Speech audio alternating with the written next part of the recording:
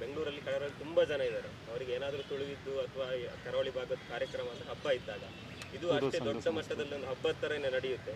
ಏನ್ ನಿರೀಕ್ಷೆ ಇದೆ, ಎಷ್ಟು ಜನಸಂಖ್ಯೆ? ಈಗ ಏನಾಗುತ್ತೆ ಅಂದ್ರೆ ಕೆಲವರು ಇದೊಂದು ಹೇಳ್ತಾರೆ, ಇಲ್ಲ ಇದು ತುಳುನಾಡಿನ ಕಂಬಳ ಅಂತ. ಬೈಂದೂರಲ್ಲಿ ನಡೆಯುತ್ತೆ, ಬೈಂದೂರು ತುಳುನಾಡು ಅಂತ ಹೇಳೋಕ್ಕಾಗಲ್ಲ. ಇದಕ್ಕೆ ನಾವು ಕರಾವಳಿ ಅಂತ ಹೇಳ್ತೀವಿ, ಕಾಸರಗೋಡು ತನಕ ಹೋಗುತ್ತೆ. ಯಾಕಂದರೆ ಇದು ತುಳುನಾಡಿನ ಸಂಸ್ಕೃತಿ, ಬಟ್ ಇಟ್ಸ್ ಸ್ಪ್ರೆಡ್ ಅಕ್ರಾಸ್. ಆಮೇಲೆ ನಮ್ಮ ಸಂಸ್ಕೃತಿ ಎಲ್ಲ ಕಡೆ ಹೋಗಬೇಕು, ಇಲ್ಲ ಇದು ನಮ್ಮದೇ ಅಂತ ಅಲ್ಲೇ ಇಟ್ಕೊಂಡು ನಾವು ಗುಟ್ಟಲ್ಲಿ ಇಡ್ತೀವಿ ಅಂತ ಹೇಳೋಕ್ಕಾಗಲ್ಲ. ಇದು ಸಕ್ಸಸ್ ಆದರೆ ಇನ್ನು ನೀವು ಲೆಕ್ಕ ಹಾಕ್ಕೊಳ್ಳಿ, ಹುಬ್ಳಿ, ಮುಂಬೈ ಎಲ್ಲ ಕಡೆಯಲ್ಲಿ ಆಗೋ ಸಾಧ್ಯ. ಯಾಕಂದ್ರೆ ದೂರ ಇದೆ, ಕಷ್ಟ ಇದೆ, ಆಗೋ ಸಾಧ್ಯತೆಯನ್ನು ತಳ್ಳೋಕ್ಕಂಗಿಲ್ಲ.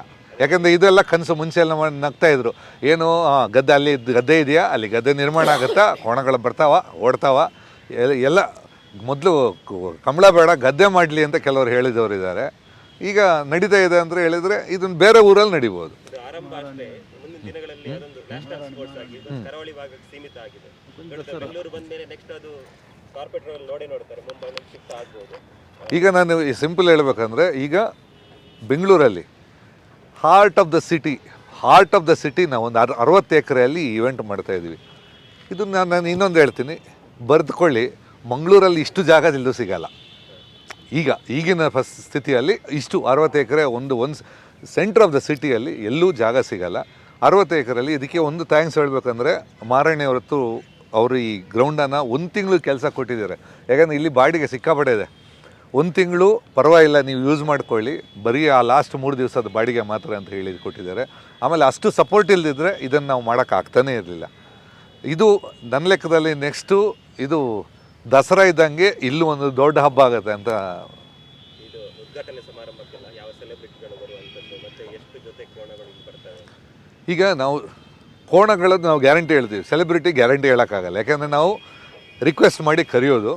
ಸೊ ತುಂಬ ಜನ ಬರ್ತೀವಿ ಅಂತ ಹೇಳಿದ್ದಾರೆ, ನಾವು ಎಲ್ರಿಗೂ ಇನ್ವಿಟೇಷನ್ ಕಳಿಸಿದ್ವಿ, ತುಂಬ ಜನ ಬರ್ತಾರೆ ಅಂತ ಹೇಳಿದ್ದಾರೆ. ಅಫ್ಕೋರ್ಸ್ ನಮ್ಮ ಶಿವಣ್ಣ ಬರ್ತಾರೆ ಅಂತ ಹೇಳಿದ್ರು. ಶಿವಣ್ಣಗಳ ನಿಜ ಗೀತಕ್ಕ ಎಲ್ಲ ಹೇಳುವಾಗ ನಾವು ನೋಡಬೇಕು, ನಾವು ಸ್ವಲ್ಪ ಹೊತ್ತು ಇದ್ದು ನೋಡ್ತೀವಿ ಅಂತ ಹೇಳಿದರು. ಅಫ್ಕೋರ್ಸ್ ನಮ್ಮ ಇಲ್ಲಿ ಸ್ಟಾರ್ಸ್ ಎಲ್ರಿಗೂ ತಿಳಿಸಿದ್ದೀನಿ. ಸೊ ಎಲ್ಲರೂ ಬರ್ತಾರೆ. ನಮ್ಮ ಗುಣ ಇರೋದ್ರಿಂದ ಅವರ ಅಕ್ಕನೂ ತಂಗಿನೂ ಬರ್ಬೋದಂತ ಒಂದು, ಯಾಕೆಂದರೆ ಡೆಫಿನೆಟಾಗಿ, ಯಾಕೆಂದರೆ ಶೂಟಿಂಗ್ ಒಮ್ಮೆ ಕಮಿಟ್ ಆದರೆ ಬೇರೆ ಊರಲ್ಲಿದ್ದರೆ ಬರೋದಕ್ಕೆ ಕಷ್ಟ, ಇಲ್ಲಾಂದರೆ ಎಲ್ಲರೂ ಬರ್ತಾರೆ. ಯಾಕೆಂದರೆ 2 ಡೇಸ್ ಇವೆಂಟು, ಬೆಳಗಿನ ಸಾಯಂಕಾಲವರೆಗೆ, ಇಷ್ಟೇ ಟೈಮ್ ಅಂತ ಇಲ್ಲ. ಸೊ ಎಲ್ಲರೂ ಬರ್ತಾರೆ ಅನ್ನೋದು ಗ್ಯಾರಂಟಿ. ಇಲ್ಲ, ಸುನಿಲ್ ಶೆಟ್ರಿಗೆ ಹೇಳಿದ್ದೀವಿ. ಅದಕ್ಕೆ ಕೆಲವು ವಿಷಯ ಇರುತ್ತೆ, ಕೆಲವರಿಗೆ ಟೈಮು ಇಶ್ಯೂಸ್ ಎಲ್ಲ ಇರುತ್ತೆ. ಇನ್ವಿಟೇಷನ್ ಕಳಿಸಿದ್ವಿ, ಇವನ್ ಪೂಜಾ ಗಿಡನೂ ಬರ್ಬೋದು. ಇನ್ವಿಟೇಷನ್ ಕಳಿಸಿ ಐ ಥಿಂಕ್ 1 or 2 ಡೇಸ್, ಇನ್ನು ಒಂದು 10th ಒಳಗೆ ಒಂದು ಐಡಿ ಯಾರೆಲ್ಲ ಅಂತ ಕನ್ಫರ್ಮೇಷನ್ ಕೊಡ್ತಾರೆ. It is not on commercial basis. ನಾವು ರಿಕ್ವೆಸ್ಟ್ ಮಾಡಿ ಕರೆಯೋದ್ರಿಂದ ಸ್ವಲ್ಪ ಟೈಮ್ ತಗೊಳ್ತಾರೆ, ಇನ್ಸ್ಟೆಂಟಾಗಿ ಎಸ್ ಅಂತ ಹೇಳೋಕ್ಕಾಗಲ್ಲ. ಬಟ್ ನಾನು ಹೇಳೋದು ಮಂಗಳೂರು ರಿಲೇಟೆಡ್ ನಾವು ಎಲ್ಲ ಕಡೆ ಇನ್ವಿಟೇಷನ್ ಕೊಟ್ಟಿದ್ದೀವಿ. ಮಂಗಳೂರು ರಿಲೇಟೆಡ್ ಆರ್ಟಿಸ್ಟಿಗೆ ಎಲ್ರಿಗೂ ನಾವು ಕಳಿಸಿದ್ದೀವಿ. ಆಮೇಲೆ ಲೋಕಲ್ ಬೆಂಗಳೂರಲ್ಲಿ ಮಾಡೋದ್ರಿಂದ ಬೆಂಗಳೂರಿನ ಆರ್ಟಿಸ್ಟ್ ಎಲ್ರಿಗೂ ಇನ್ವಿಟೇಷನ್ ಕೊಡ್ತಾರೆ. ಒಂದು 200 ಕೋಣಗಳು ಬರ್ಬೋದು. ಕರಾವಳಿ ಭಾಗಕ್ಕೆ ಓಕೆ, ಎಲ್ರಿಗೂ ಗೊತ್ತು ಕಂಬಳ. ನಾವು ಕರ್ನಾಟಕದಲ್ಲಿ ನೋಡುವವರಿಗೆ ಏನು ಹೇಳ್ತೀವಿ? ನಾನು ಹೇಳ್ಬೇಕು, ಒಂದು ಸಿಂಪಲ್ ಅಂದರೆ, ನಮ್ಮ ಸಂಸ್ಕೃತಿನ ನಾವು ಎಂಜಾಯ್ ಮಾಡಿದೆ ಮತ್ತೇನು ಮಾಡೋದು. ನಾವು ಇವತ್ತು ಬೇರೆ ಯಾವುದು ನ್ಯೂ ಇಯರ್ ಸೆಲೆಬ್ರೇಟ್ ಮಾಡ್ತೀವಿ, ವ್ಯಾಲೆಂಟೈನ್ಸ್ ಡೇ ಸೆಲೆಬ್ರೇಟ್ ಮಾಡ್ತೀವಿ, ನಮ್ಮ ಸಂಬಂಧ ಇಲ್ಲದ ಕಲ್ಚರ್ ಅದು. ಅದನ್ನು ಸೆಲೆಬ್ರೇಟ್ ಮಾಡುವಾಗ ಅದಕ್ಕಿಂತ 10 ಪಟ್ಟು ನಾವು ನಮ್ಮ ಸಂಸ್ಕೃತಿಯನ್ನು ನಾವು ಸೆಲೆಬ್ರೇಟ್ ಮಾಡೋಣ. ಆಮೇಲೆ ಪ್ರತಿಯೊಂದು ಊರಲ್ಲಿ ಅದರದ್ದಾದ ಕಲ್ಚರ್ ಇದೆ. ನಾನು ಹೇಳೋದು ಬೇರೆ ಬೇರೆ. ಈಗ ಉತ್ತರ ಕರ್ನಾಟಕ ಅಂದರೆ ಅದರದ್ದೇ ಒಂದು ಸಂಸ್ಕೃತಿ ಬೇರೆ ಇದೆ.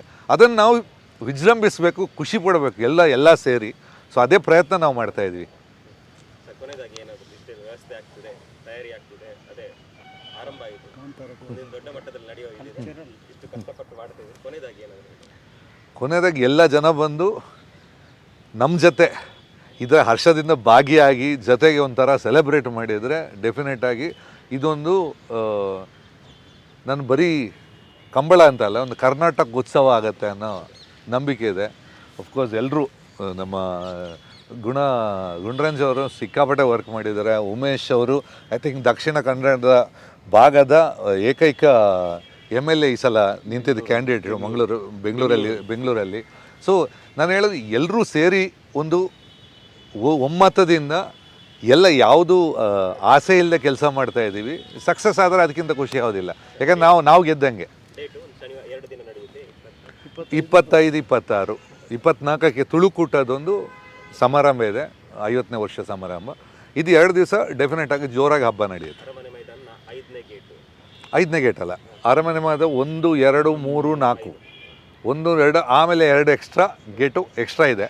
ಅದು ಆ್ಯಕ್ಚುಲಿ ಡೀಟೇಲ್ ಕೊಡ್ತೀನಿ. ಆಮೇಲೆ ಬರೋವರಿಗೆ 100% ಯಾವುದು ಪಾರ್ಕಿಂಗ್ ಸಮಸ್ಯೆ ಆಗಲ್ಲ. ಯಾಕೆಂದ್ರೆ ನಾವು ಒಂದು 30 ಎಕರೆ ಪಾರ್ಕಿಂಗ್ ಇಟ್ಟಿದ್ದೀವಿ. ಅಷ್ಟು ಯಾರು ಕೊಡೋದಿಲ್ಲ, ಎಲ್ಲೂ ಕೊಡೋಲ್ಲ. It will be very organised. ಬೇರೆ ಅಂದರೆ ಯಾವುದಾದ್ರು ಸಂತ ಥರ ಇರಲ್ಲ. It will very commercially very organised corporate ಸ್ಟೈಲಲ್ಲಿ ಮಾಡ್ತಾಯಿದ್ದೀವಿ. Thank you.